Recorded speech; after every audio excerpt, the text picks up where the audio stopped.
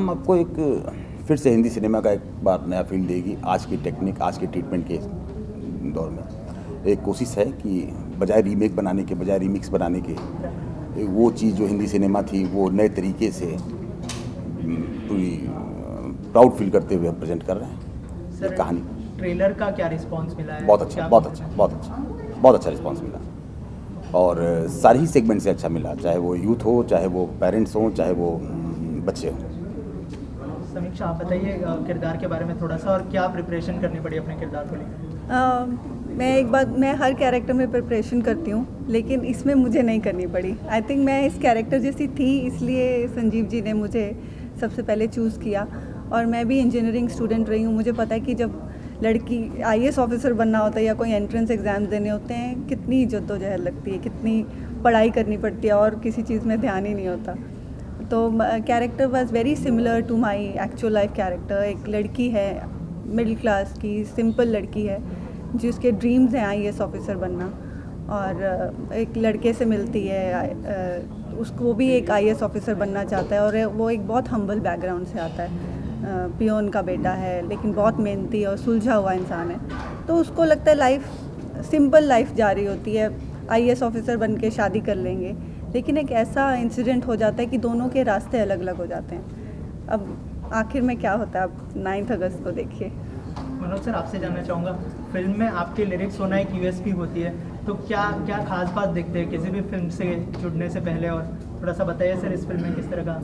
इस फिल्म में तो मैंने दोस्ती देखी थी राजीव खंडेलवाल साहब से, संजीव जी से, नितिन मिश्रा जी जो हमारे प्रोड्यूसर हैं, ये तीनों मेरे बहुत खास दोस्त हैं, और इन तीनों की सलाहियत पे बड़ा भरोसा था मुझे कि ये तीनों जहाँ भी मिलेंगे तो कुछ अच्छा ही काम करेंगे।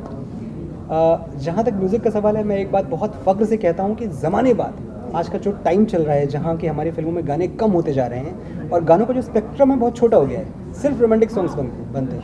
मतलब मैं तो साल के तकरीबन 50 गाने लिख रहा हूँ और मैं देखता हूँ कि 50 में से 52 रोमांटिक लिख रहा हूँ।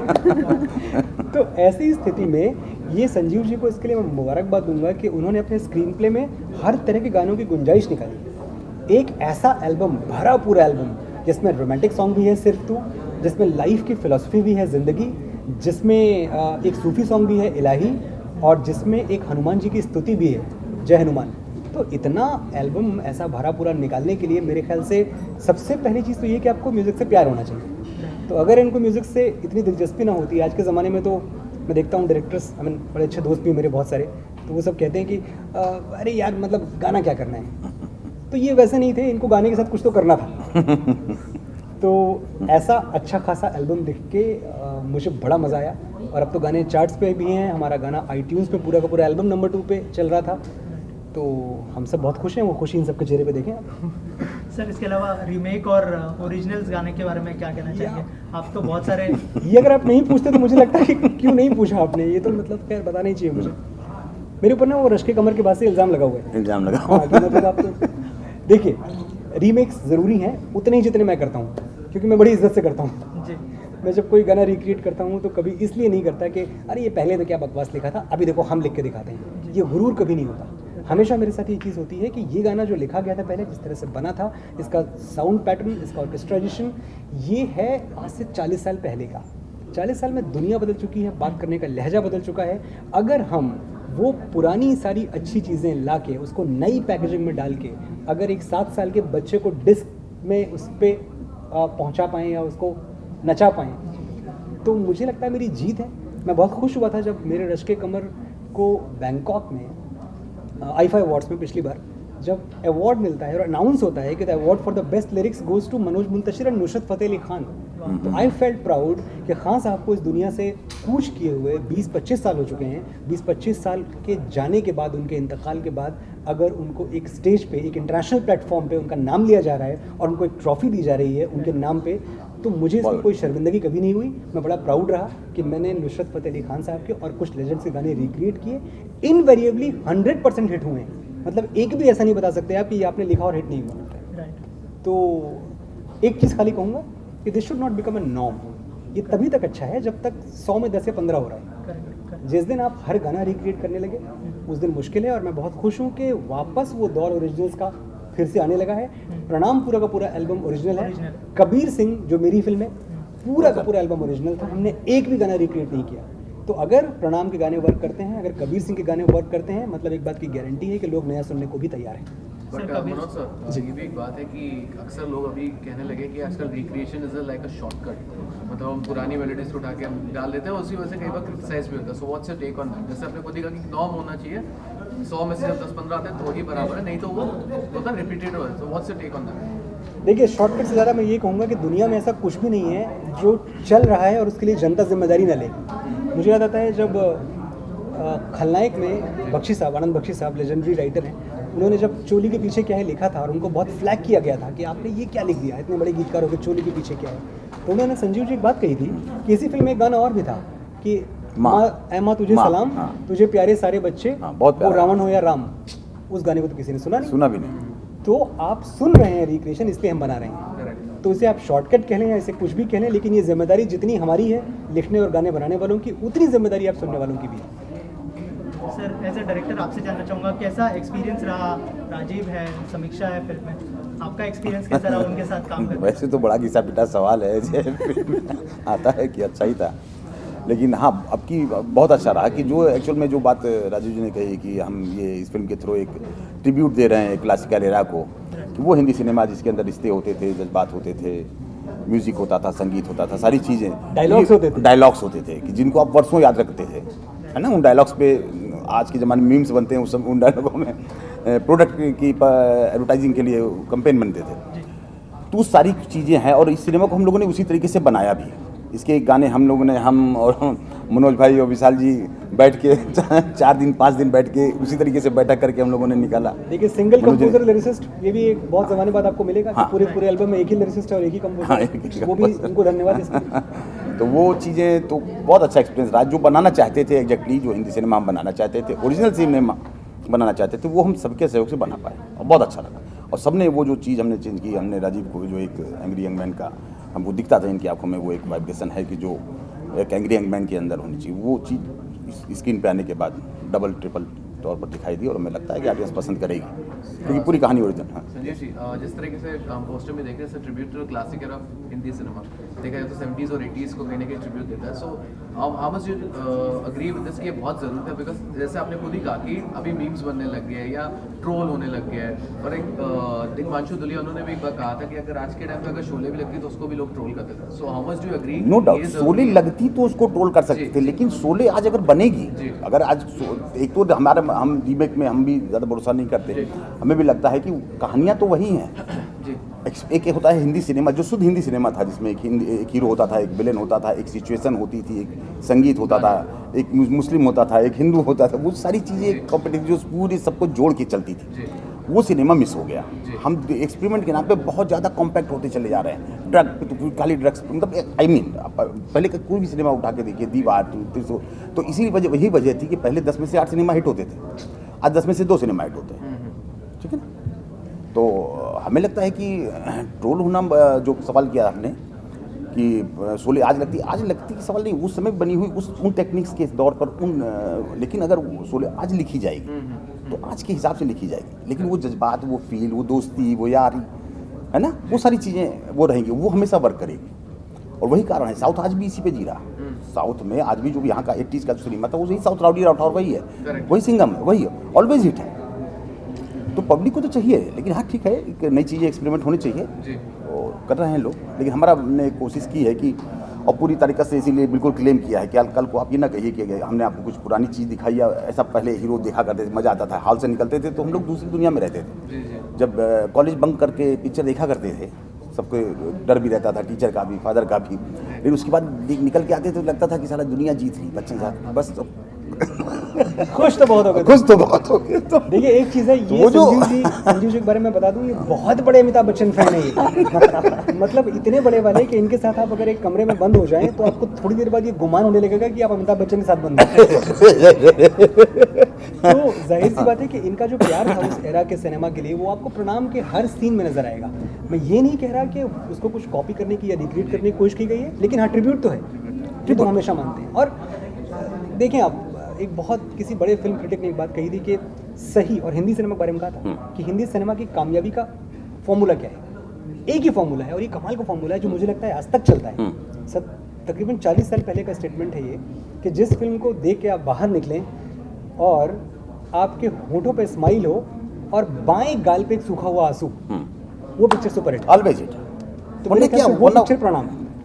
वरना क्या रहा, 2 घंटे हमने ज़िंदगी की बर्बाद की, वो कुछ लेके नहीं निकले, पॉपकॉर्न खाया, निकल के आगे बाहर, और उसकी एक्टिंग की अगर बात करने लगे हम, तो आज किसी बात हो रही, टेक्निक की बात कर रहे हैं। एक आम ऑडियंस टेक्निकोलॉजी की बात करता है, क्यों? एक्टिंग की बात कर रहा है। अरे तुमको कैसे पता एक्टिंग क्या होती है? हम लोगों को पता है कि एक्टिंग कैसी होती है, तो लेकिन वो इसलिए वो प्रॉब्लम इसलिए आ रही, वो कहानी में नहीं घुसता, वो उसके इमोशंस में नहीं जा पाता, वरना दिखना ही नहीं चाहिए। ट्रू। पहले के सिनेमा में आपको कभी याद है कि कोई तार आपको दिख रहा हो? पहले तो वीएफएक्स नहीं था। कभी कभी नोट किया आपने कि आपको दीवार में तार दिखा? आप समझिए बात, क्योंकि आपका तार पे जिस समय चला गया उसमें बच्चा साहब खत्म हो गए, बिल्कुल डायरेक्टर खत्म हो गई, कहानी खत्म हो गई। लेकिन आज लोग तार की बात कर रहे हैं, वीएफएक्स की बात कर रहे हैं, उसकी बात कर रहे हैं, उसके अंदर वीएफएक्स बहुत अच्छा था। अरे फिर क्या बचा? अगर डॉक्टर जो बात करता है वो पेशेंट करने लगे तो चीज़ें खत्म हो रही ना। एक डॉक्टर को फिर फायदा क्या हुआ? उतनी साल वर्षों उसने मेहनत की, पढ़ाई लिखाई करी, और उसके बाद एक पेशेंट कह रहा है कि क्या एक्सरे में दिखाई दे रहा सही क्या है, दैट्स इट। तो वो प्रॉब्लम क्यों आ रही? क्योंकि डॉक्टर की एक गोली फायदा नहीं कर रही। बहुत अच्छी नॉलेज है। आई थिंक कि अगर करेक्टर है तो आपको टेस्टफुल दिख कैसे रहा है? अब इसका मतलब मेरे करेक्टर में दम नहीं, इसका मतलब मेरी कहानी में दम नहीं, इसका मतलब मेरी एक्टर की परफॉर्मेंस में दम नहीं। आप समझ रहे ना? पहले की कोई फिल्म याद करके देखिए ना, घोड़े दौड़ा करते थे, मेरा गांव मेरा देश, एवरी फिल्म एनीथिंग, आपको कभी तार नहीं दिखेगा, कभी स्टूल नहीं दिखेगा, कभी आपने पीछे गौर नहीं किया कि पीछे कौन टहल रहा है। अरे भाई आज हमको बचा के सिनेमा शूट करना पड़ता है, देखो पीछे क्या चल रहा है, अरे ऑडियंस देख लेगी, 4 दिन बाद उसके, तो वो खो गया है, वो खो गया है, वो हिंदी सिनेमा खो गया है जिसमें आप सिर्फ कैरेक्टर देखते थे, खुद को ढूंढ लेते थे। उन 5 कैरेक्टरों में आप एक कैरेक्टर को ढूंढ लेते थे, उसके साथ आप जीते थे। वो रोता था तो आप रोते थे, वो खुश होता था आप खुशते थे, उठ के कहते मार साले को। जब तक वो बात नहीं आई, जब तक वो ताली नहीं बजी, सिनेमा मतलब वो है, हमारा सिनेमा का मतलब वो है। और हम सिनेमा किसी अवार्ड के लिए नहीं बना रहे हैं, ऑडियंस के लिए बना रहे हैं। सुने, उसके अंदर 2 घंटे हमारे साथ जिए, अगर 2 घंटे वो हमारे साथ जी गई, हम सक्सेसफुल हैं। बाकी तो अवार्ड से लेके वो सारी चीज़ें, क्या बोलते हैं, रेटिंग, ये सब तो ऑल यू नोज। इमर्सिव एक जो एक्सपीरियंस था ना पहले, पूरी तरह से बहुत अच्छी उन्होंने बात बोली कि जब तक आपको वो स्टूल दिख रहा है, जब तक आपको तार दिख रहा है, तो मतलब फिर आप परफॉर्मेंस में इमर्स नहीं हुए हैं, नहीं हुए। उसने आपको पूरी तरह एनगल्फ नहीं किया है। आप, अब मुझे याद आता है, आप सोचें कि कितनी स्मार्ट क्रिएटिव लिबर्टीज हमारे पिछले पुराने फिल्म मेकर्स लेते थे और क्या शान से लेते थे, सीना चौड़ा करके। आज हर चीज़ में डिटेल में पड़े हुए हैं। अमर अकबर एंथोनी का क्लाइमेक्स आप याद करें कि वहाँ गाना चल रहा है, सीन क्या है? सीन ये है कि अमर अकबर एंथोनी तीनों की तलाश हो रही है, और जो गुंडों के अड्डे पे कहा जरा पता करो, भेजा जा रहा है एक को, जाओ ढूंढ के लाओ, कहाँ है अमर, कहाँ है अकबर, कहाँ है एंथोनी। और ये तीनों वहाँ गाना गा रहे खड़े होके, एक जगह जब जमा हो तीनों अमर। आप समझिए, तो आपको भी उतना ही मजा आ रहा है। तो मजा आ रहा है आपको। That the cinema, that the Hindi cinema, वो जो मिस हो गया। या स्टार्ट का भी सीन हम देखें तो एक ही माँ को तीनों बच्चे खून दे रहे हैं, वो तीनों बच्चे खून दे रहे हैं, possible, but still Exactly. We enjoyed it. अब आप अगर और देखें तो सोचें कि मैं एक दिन सोच रहा था यूं ही कि 50s का एक गाना ऐसा है, और वो अकेला गाना होगा 50s का, जो कि अब गानों की उम्र क्या हो गई है, गाने आपके कभी 1 साल में खत्म हो जाते हैं, कभी 1.5 साल। अच्छे हिट गाने की बात कर रहा हूँ मैं। 50s का एक गाना है जो आज के बच्चे को पता है, वो गाना था मन डोले मेरा तन डोले, ये कौन बजाए बांसुरिया। नागिन फिल्म का गाना है, इच्छाधारी नागिन पे बेस्ड कहानी। तो भाई नागिन बांसुरी थोड़ी तो बीन पे नाचती है, पर अगर वहाँ लिरिसिस्ट बीन लिखता तो सबको पता था कि यार बीन लिखते ही ना इसमें वो जो लहर है वो चली गई। तो जानबूझ के वहाँ कौन बजाए बांसुरिया लिखा गया। ये क्रिएटिव लिबर्टीज जब आप लेते हैं तो आप एक्चुअली ऑडियंस को मैथमेटिक्स नहीं सिनेमा दिखा रहे हैं। सिनेमा दिखा, तो हम भी मैथमेटिक्स नहीं पढ़ा रहे हैं, सिनेमा दिखा रहे हैं। और ये बात जो आप आज तक कभी नहीं सुनी, किसी ने नहीं बोली ये बात कि बीन पे नाचती बांसुरिया पे नहीं, बांसुरिया बोला गया। आप समझ रहे हैं? तो वो जो हिंदी सिनेमा था जिसमें आप ये नहीं ढूंढते थे कि ये कैसे हो सकता है, ये कैसे हो सकता है, नहीं, आपको लगता था कि अगर काश हम भी ऐसा कर पाते हैं। वरना हीरो का मकसद मतलब क्या हुआ? अभी हीरो करेक्टर में तब्दील हो गया, तो करेक्टर कहाँ जाए? तो वो जो एक हिंदी सिनेमा था जिसको देख के पले बढ़े, जिसको लेके यहाँ पे आए, तो वही बनाने की कोशिश है। और बाकी Sir, as a producer, anything you would like to add? Everything has already been said. And he paid us well. actually Okay, thank you so much. Thank you so much, and wish you all the best. thank you.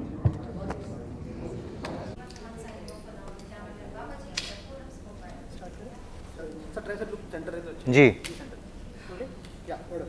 Okay sir, सबसे पहले तो welcome to our channel. बहुत बहुत शुक्रिया। सबसे पहले sir, जो नज़र हमारी जाती है ट्रिब्यूट टू क्लासिकल एरा, जी। तो सर सबसे पहले बताइए कि कैसे ट्रिब्यूट देने वाले हैं, और थोड़ा सा फिल्म के बारे में अगर ऑडियंस को बताएं। ये प्रणाम फिल्म है जो कि एक बहुत छोटा सा अटेम्प्ट है उस एरा को क्या कहूँ, श्रद्धांजलि देने का या ट्रिब्यूट देने का, जो 70 के दशक में और 80 के दशक में था, जिसे क्लासिक एरा कहा जाता है।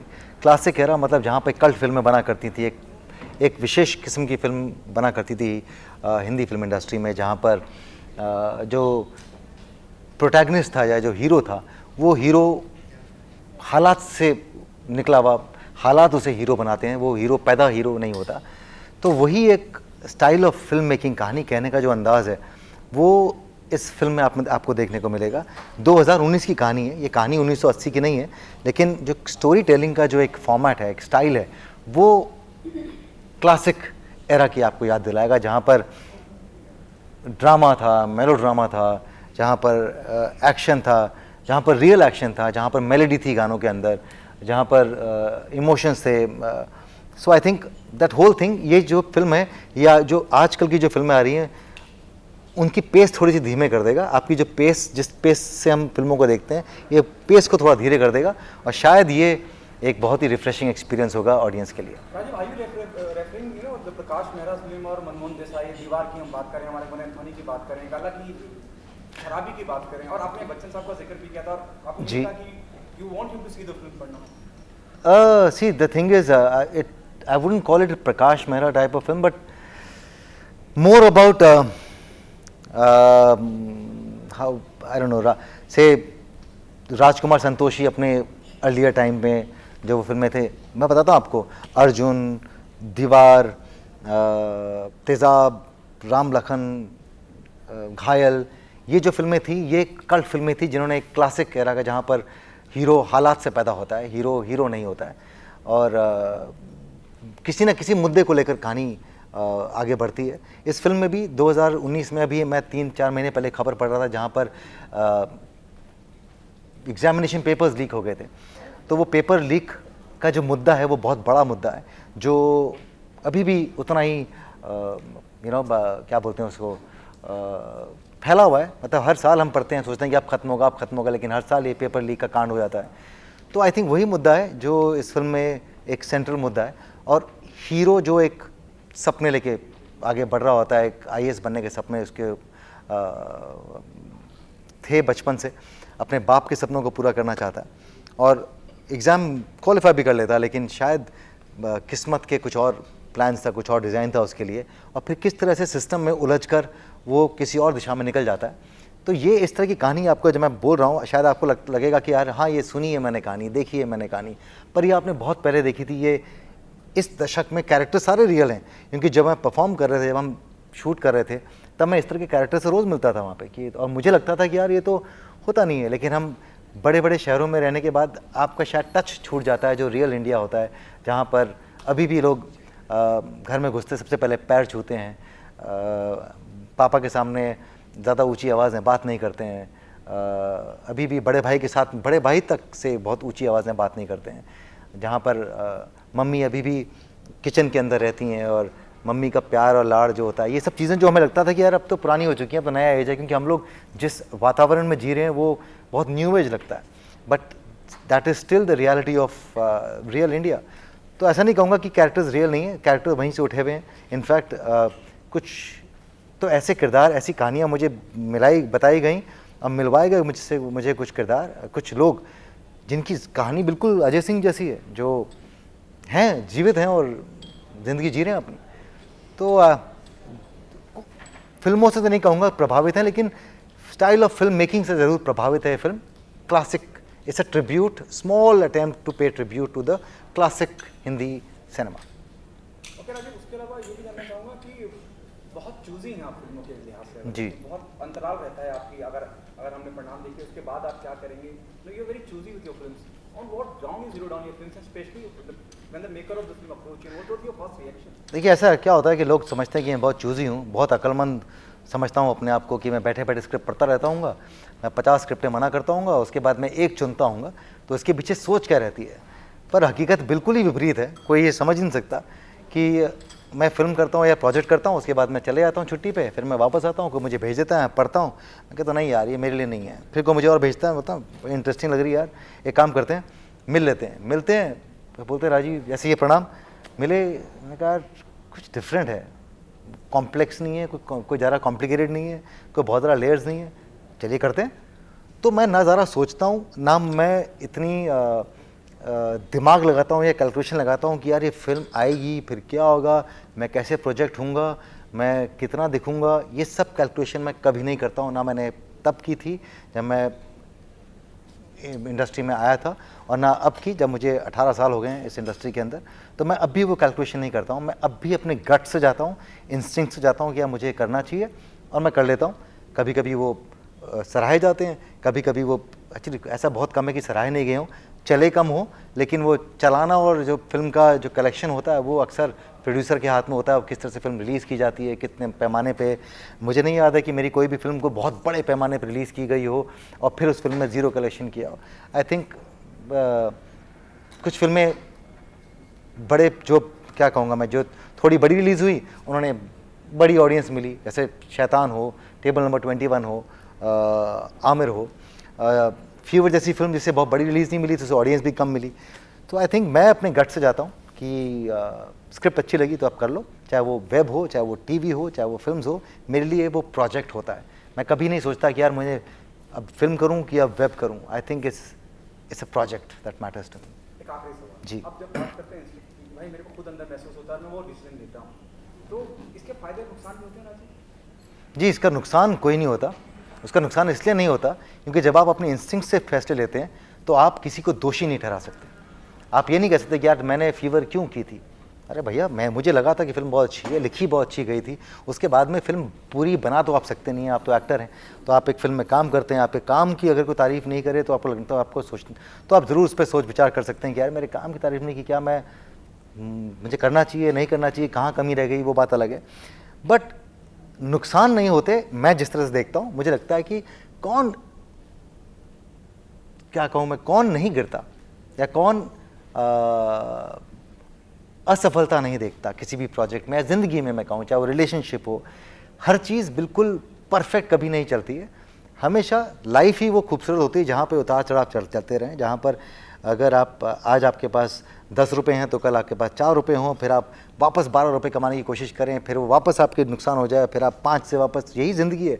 आप सारे टाइम 100 रुपये लेके बैठे रहें तो आप क्या एंजॉय करेंगे? आपको पता है कि जेब में 100 रुपये यार मैं एंजॉय कर रहा हूँ। तो आई थिंक जो ज़िंदगी का रियल फ़न है वो इसी में है कि आप आज कुछ कर रहे हैं, कल आप कुछ कर रहे हैं, फिर आप अपने आप को मोटिवेट कर रहे हैं, फिर आप कुछ और कर रहे हैं।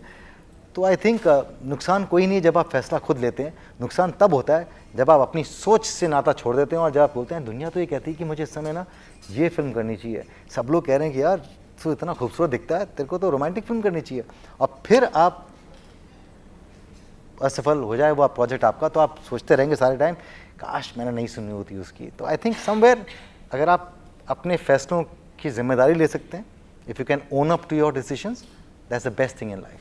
प्रमोशन कितना थकाने वाला होता है कि बात को अनगिनत लोगों से अनगिनत तरीके से कहना? Promotion I think physically taxing होता है, बट आई थिंक समवेयर ये आपका काम है। ये आपसे अपेक्षा की जाती है कि आप जब आप कोई भी प्रोजेक्ट ख़त्म करते हैं तो आप उसे लोगों तक लेकर जाएं, क्योंकि चेहरा आप हैं, भले ही आपने वो बनाया ना हो, लेकिन चेहरा आप हैं, आप ही को लोग देखेंगे स्क्रीन पे, तो उन तक ले जाने का जो दायित्व है वो भी आप ही का है। राजीव सर, आप डिफरेंट फिल्में भी कर रहे हैं, वेब शोज भी कर रहे हैं और टीवी भी कर रहे हैं। अभी रिसेंटली एक शो का पोस्टर देखा हमने दिव्यांका त्रिपाठी जी। को, उसके बारे में थोड़ा कुछ बात करना चाहेंगे सर? जी हाँ, एक शो आने वाला है मेरा, जिसके बारे में मैं बहुत विस्तार में बात नहीं कर पाऊँगा, लेकिन वो शो है कोल्ड लस्सी और चिकन मसाला, जो प्रदीप सरकार ने डायरेक्ट किया है, और बहुत ही खूबसूरत लव स्टोरी है। बहुत टाइम के बाद में मैं एक लव स्टोरी कर रहा हूँ। बहुत से लोगों को शिकायत रहती थी, मुझे भी खुद से शिकायत हो गई थी कि क्या भैया एक बार लव स्टोरी की उसके बाद दोबारा कभी की नहीं आपने। तो मैंने कोशिश की कि मैं एक लव स्टोरी वापस करूँ, और बहुत खूबसूरत सीरीज़ है, आपको देखने को जल्द मिलेगी। शुक्रिया।